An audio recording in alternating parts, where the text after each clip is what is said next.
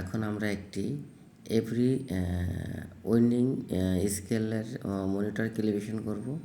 এগুলো মূলত জাপানি স্কেল। এগুলো সাধারণত ইন্টারনেটের সাহায্যে এর ওজনগুলো কাউন্ট করা হয়। আমরা এখন ক্যালিব্রেশন করব।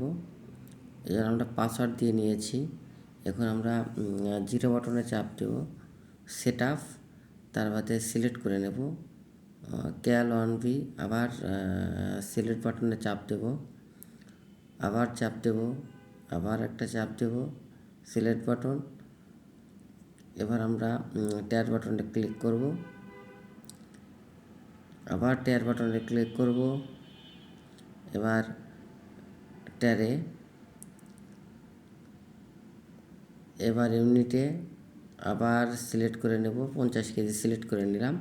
এখন আমরা 50 কেজি ওজন উঠিয়ে দেবো মনিটরের উপর।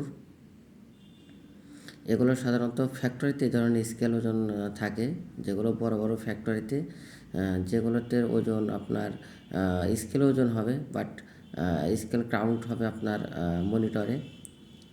সেই ধরনের ফ্যাক্টরিতে এগুলো কাজ করে থাকে।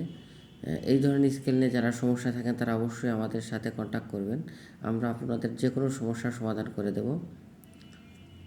এখন আমরা জিরো বাটনে চাপ দেব, জিরো বাটনে চাপ দিলাম। এখন অটো লোডিং রিস্টার্ট হচ্ছে। রিস্টার্ট হওয়ার ভিতরে কিন্তু আপনার ওজনটা পেয়ে যাব, এই যে 50 কেজি। ধন্যবাদ।